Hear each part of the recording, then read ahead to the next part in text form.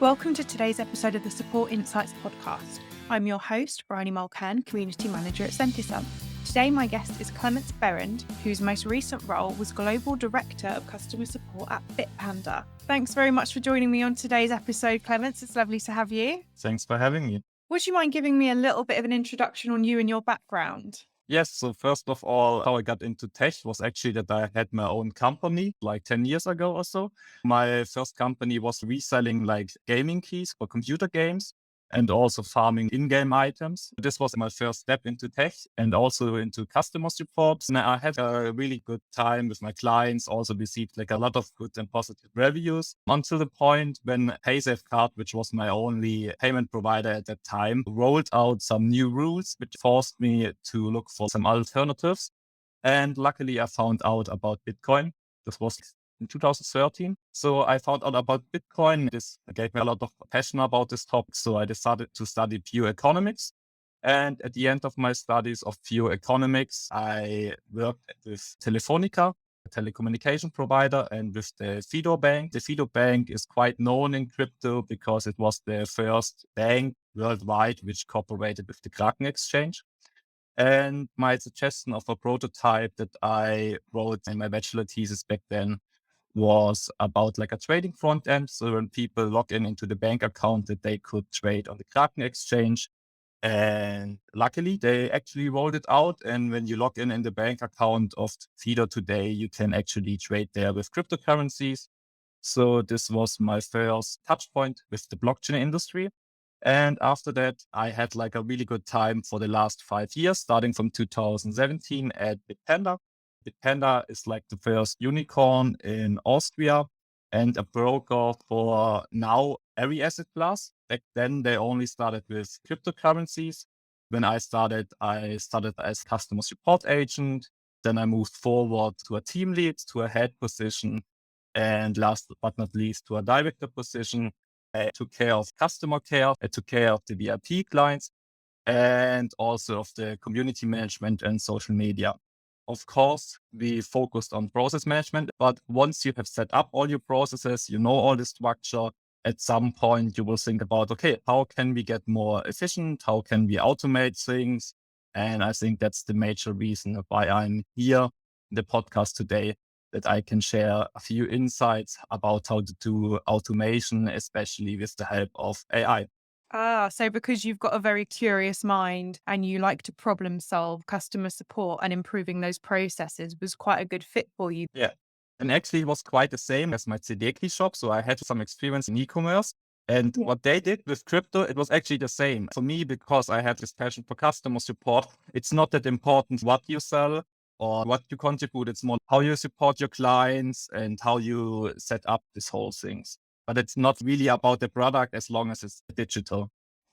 That's very true. Support is support, and caring about your customers is universal no matter what industry you're in. Definitely. So you're very passionate about AI. What was your general approach to AI within a customer support department? So for me, as a director of support, it was always important that you get the right people around you with the right ideas who then pitch the ideas to you. So actually one of my team members, he brought the thing up to me. In the beginning, I was not really convinced about it, or I didn't really know what AI is about at all. So maybe let's explain it also quickly to the audience. AI is usually a software that executes a process which would require human intelligence. Not just like, okay, click this button, then click this button. Because if it's just like following a predefined rule set, then it's a simple automation. But AI is a little bit more complex. If you implement a proper tool, automate your biggest pain points, and get more free time and more resources, the upside and reward potential is so high. What are your thoughts on older AI technology like chatbots? It's quite hard to tell like which chatbot is actually using AI. I think a lot of chatbots put just the AI label in front of them. So not all chatbots use AI. I didn't realize that. No, I would say definitely not. A lot of chatbots are just hard-coded processes. When there's a word coming in, it makes a search, and when it doesn't find one-to-one the result, then it's stopping or broken. So it doesn't get really the context. One big issue with a lot of chatbots is first, they don't integrate well with your FAQ. So you have to set it up totally from scratch again. And then your content team have to maintain like 2 places. So this is the first thing what you should always check for your chatbots, if it integrates proper, for instance, with Zendesk Guide, and can pull the content from there and also the context, because then the database for the chatbot is really good and you don't have to set it up from scratch. The other thing with chatbots, people only think about how to receive an issue. They automate the ticket creating process. But what comes afterwards, like executing the solution, this is very often missing. And I think a lot of people are okay with chatbots if they can talk very quickly to an agent afterwards, or if they get a solution instantly. But if you cannot provide this, then leave the chatbot out, in my recommendation. Go for like a simple email, simple contact form. Maybe it's different for social media. If you do some omni-channel support, there had some quite good experiences with chatbots, because there the user expectation is different. But once it's about your help desk or FAQ page, there you should be really picky. Yeah, and you need to have that backing as well. You need to have that really good knowledge center if you are going to rely on something like a chatbot to surface that information. If you haven't got the information there for it to pull from, then it's not going to do a good job solving your customer's problem. That's a really amazing point. When you think about 5 years of setting up a customer support team, the first 1 to 2 years only go into process management, setting up the FAQ, making the content. And then once you have set this up, then you can think about automation, scaling, and everything. I think what's a big maybe mistake for a lot of managers is that they instantly want to go in this automation, AI direction when they don't have a solid basis or long enough history of data on what they can build on. Yeah, you have to invest in the time to get your systems in place properly. We've just established that chatbots don't necessarily all use AI, but that is what most people think of when you think of using AI in customer support. In reality, there is loads and loads of different tools and AI solutions that you can use in customer support. So I think for the podcast was quite important that we started with the chatbot, because this is an example that everybody knows about. But I think it's with AI, it's getting more interesting if we now look into the use cases and the utilities beyond these chatbots. AI should assist your customer support agent, but not replace them. One great example what you can do with AI is that you make it super easy for your customers to contact you. A lot of companies are forcing their customers to use a contact form, when a simple email address instead would be like the perfect outcome. You can now enable yourself that you don't rely on contact forms for reporting or for any categorization of the tickets. You can just get a ticket now to your inbox, and the AI automatically classifies it to certain categories. So for instance, is it a complaint? Is it about a payment issue? Or what's the topic about? This way, you made it easier to complain for your customers. Also, like a lot of customer support teams are using CSAT surveys, where they ask the users afterwards, hey, how did we solve your ticket? How would you rate us from 1 to 10? So what AI can then do for you is actually solve this issue that you rely on CSAT surveys, and it just makes a sentiment analysis of all comments which you have in your inbox, and then give you like some number and some score overall. And the good thing is you can also then track your social media conversations and not only your tickets. And then you get a way more realistic picture of how your community is feeling towards your product and on what you should focus next. The next important thing for your inbox is also that you can do things like assigning the right tickets to the right agents. The AI can realize, based on the historic backlog of the agents, what tickets you already solved, how likely it is that the next ticket which is coming in, he can solve. So you don't have this round robin or like push option for the tickets. You there don't rely on any hard-coded skill set. This also removes a lot of frustration in your customer support team, because they don't have to bother with tickets which they maybe don't know. And last but not least, what you can also do if you scan all of these words, you can scan for certain keywords. With AI, you can analyze all of these chats, and then it can give you certain notifications. So for instance, your service is not reachable in a certain region and people are talking about it. So you get like some notification where it says like, okay, we had in the last 10 minutes, 500 users talking about a possible outage. And then you don't have to wait until a support agent is picking up this ticket or this Twitter message. Right. Okay. Are these the types of tools that your team used at Bitpanda then? Yeah, some solutions we did hard coded, because we still used heavily a contact form. But we realized very quickly on the feedback, especially regarding the customer effort score. And since we committed on this score, we more and more realized, okay, we need solutions that will work with AI. Otherwise, we will have to continue with this very difficult solution of like contact forms, hard-coded routings, or relying too much on CSAT service. So actually, all of these tools, which I mentioned, were on our roadmap and also implemented, except the auto routing thing, because this is maybe like a little bit in the future, but I see more and more providers offering such features. Yes. So you obviously had a lot of really cool things happening at Bitpanda to help your customer support function, like the auto tagging, like the sentiment analysis. What impact did this have on your support center? The impact, especially on the team, was employee satisfaction went up. It's an exciting topic. People liked it. People were curious about it. It just motivated them. We always focus on what is the most frustrating process. And these processes we try to automate with the help of AI to create an exciting work environment for everyone. Great. So you were able to identify not only pain points for the customers, but pain points for your agents that you could make their lives easier. Yeah, and the good thing is usually the process which was the most painful for the customer support agent was also the most painful for the customer. Right, that's fantastic. I think that reporting on that type of thing is something that is generally quite difficult for support teams. So having that AI is almost like proof of concept, I guess, to make changes. Yeah, and it can really save you because the issue what we had with our contact form senders is we set it up the totally wrong way. I can totally be honest about it. We had way too many categories on the first level, and the workaround what we built was actually just on the front end. And then from customer experience point, from the user perspective, it was fine again because they only had a handful of topics to choose on the first level. But the issue then was we messed up our whole reporting. And that's we could actually just fix with the help of AI because the AI didn't rely on the hard-coded topics that you have in Zendesk. It just have like a completely new view on it. So that's actually how we secured our reporting without setting up our help desk from scratch, what would be like way more work. Great. So you used a few different pieces of AI in your support. How would you consolidate all of that data into one place? Yeah. So regarding the reporting, I think the biggest mistake was a lot of customer support manager are doing is that they don't ask the most important question in the very beginning. So who is the audience of your reporting? It should not be like a reporting which gives the insights only to you and that you understand the customer pain points, because usually people within customer support are quite aware of the pain points.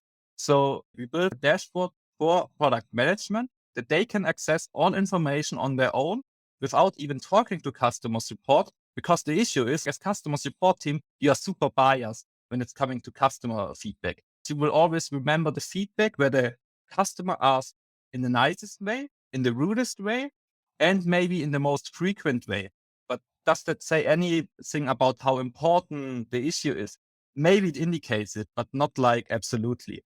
So what we did is we built some dashboard with an overview of certain topics and below the sentiment, then also the volume for a certain time frame, and also for user group. So we also focus on seeing what the VIP clients are saying and what other normal retail clients are saying. Then in addition, besides the sentiment and also this volume, we also look at churn risk.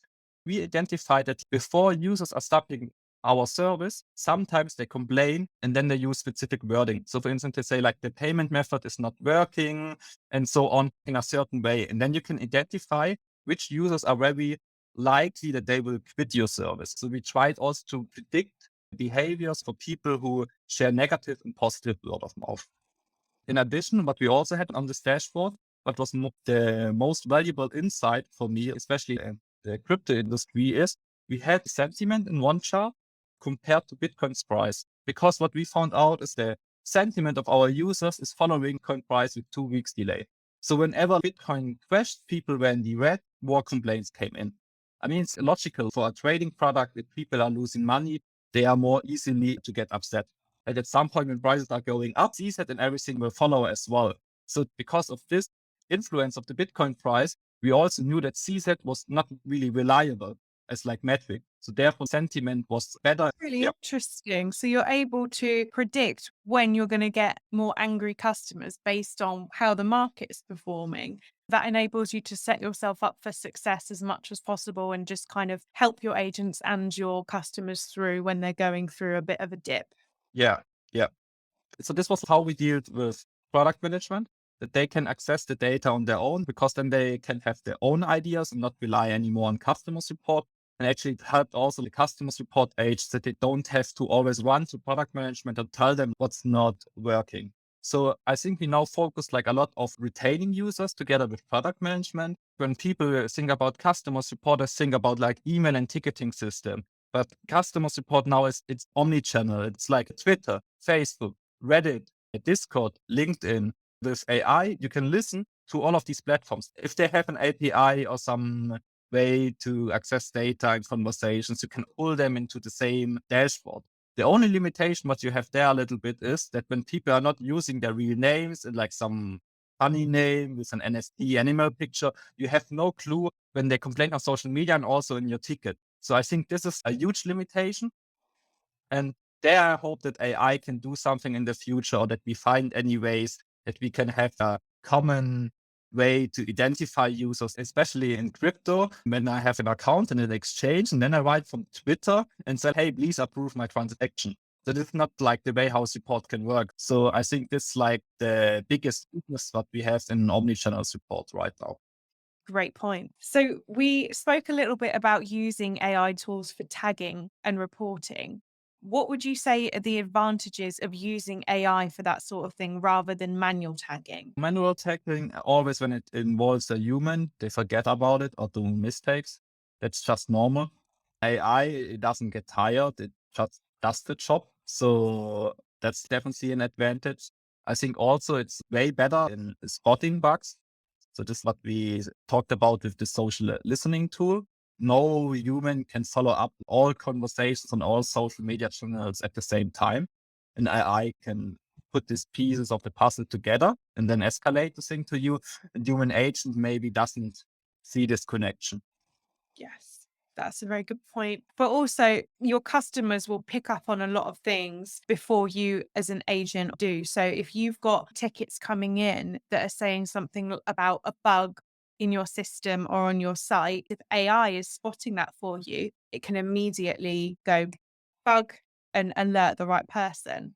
Yeah, and that's also like 24/7. A lot of large size companies, of course, do 24/7 customer support. But I think when a company is a startup or early stage, is super important, because when there's an outage, I don't know, like 3 a.m., and then you just see the next day when people starting in the morning, then you lost multiple hours where you could actually fix the thing already. Yeah, absolutely. So, you mentioned a little bit about spotting churn risk and things like that. How have you used AI to quantify the insights into business goals? So you need to know a few things. The most important thing that you need to know is your customer lifetime value and the acquisition costs per user. If you don't have these two numbers available, maybe ask your finance department. They will have these numbers for sure. So this is the absolute base. And also, we talked in the very beginning about it. It should be easy to complain to your service. And the background for this is because we need to know it for the way we analyze and make the business case for AI. Usually, when customers have a problem, they either decide to complain about it or not to complain about it. And your biggest issue are the people who don't complain about it and just go quietly away and don't use your product. So what you want to do is get the rate from the people who complain and give you like a last chance to fix the issue with your product up as high as possible.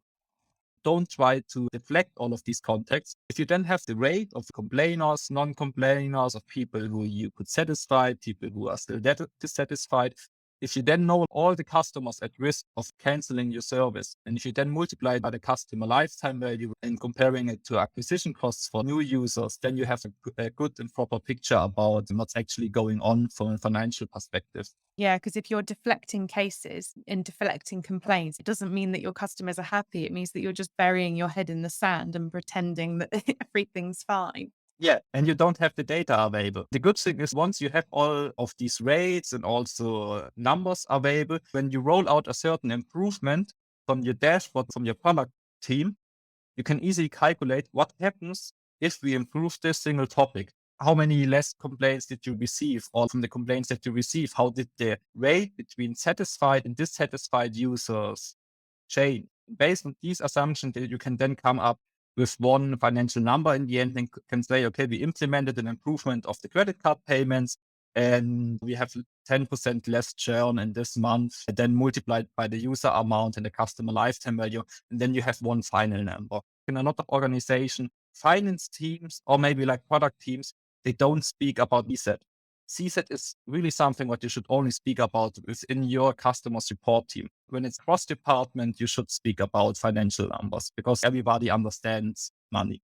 That's a really interesting point because when you come to implement a tool like an AI tool, a big question on a lot of departments' minds, especially finance, is ROI. Like, am I going to get a return on this investment with this tool? That's a really fantastic way of calculating that and saying, actually, the changes we've made as a result of these insights have meant this many less complaints, which is this much less churn risk, this much more customer satisfaction. And also with the question of ROI and of investing in these tools is you need to really talk with your CFO or the person who's in charge of it. How quickly should it pay off? Because then you look at the things completely different. If you said you have half a year until you want to have a positive ROI with the tool, a year, or when you say you want to have it from day one, because then the strategy, the roadmap, the planning needs to look completely different. So it will influence your strategy heavily. So we've talked a lot about the benefits and the things you can do with AI and customer support, but what are some of the limitations that you've found? That's a really, really good question. So I think there's always a dark side of everything. So when you're setting up your call or contact center from day one and don't have any historic backload of older conversations, it's quite hard that the AI gets like an understanding of your product. So I would say you need a backlog from 1 year of ticket data. I think that might be the minimum, or maybe 6 months also if you have like a lot of conversations. Then the next thing with AI, where I'm a little bit disappointed, especially as German speaker, I have the feeling that like AI in English is so advanced, so good, works so well. But in German, it's sometimes really a mess. I would say if you only work in English, then go for it. If you work in a multi-language support team, you need to do some manual checks. I'm not saying that it will not work completely, but you need to spend some time on that one. But on the other side, I think the space, like around AI, is developing so quick. I think this issue could already be outdated because I'm talking about my experience, which is like half a year to a year ago. Yeah, I look forward to you getting the opportunity to give Centre Some a try and let me know how that does on the English, non-English barrier that you've mentioned. But what I can share, like as a big learning for me, don't only start with an AI strategy in customer support. Try to roll it out for the whole company to get the buy-in from everyone. If you pick up everyone from the start, make a common strategy for the whole company, you just have better access to all data and people look from it from different views. Really take the time in the beginning to align with all stakeholders across your organization. Yeah, and that's just another good way as well to integrate customer support across the wider departments generally, because I think that is something that can be a challenge, is having other departments understand how much actually comes into customer support, how much insight there is that can be used across departments. Yeah, definitely fully agree on this one. Because in the end, people want to have a good ROI for the company and good revenue. I think when you then work cross department and you want to roll out these tools, so for instance, you are considering rolling out Sentisum in your team, always find out with the people who are also deciding this process with you, what is in it for them. You need to ask finance what's in it for them. So of course, a positive ROI for marketing, how they can acquire more users, and for product management, how they can increase retention rate of the users and also frustration of the user. And if you can answer these questions to your stakeholders cross department, you should be really able to roll out and execute your AI strategy. Excellent. Well, thanks so much for coming on the podcast with me today, Clemens. It's been really interesting to hear your experience when it comes to AI and customer support. And hopefully, the audience will have a lot to think about as well. Yes, thanks for having me. And also check out the products that I sent you some. I think there are like a lot of AI tools which you can benefit from, and actually what you can see from the products that they offer, that they really understand the use cases. And I think they will also look forward to the feedback of all of you to actually develop further with all the exciting use cases of AI which we mentioned today or not mentioned today. I didn't prompt him to say that, I promise, by the way. Right, well, thank you so much for your time, and hopefully we can speak again soon. Yeah. Talk to you soon.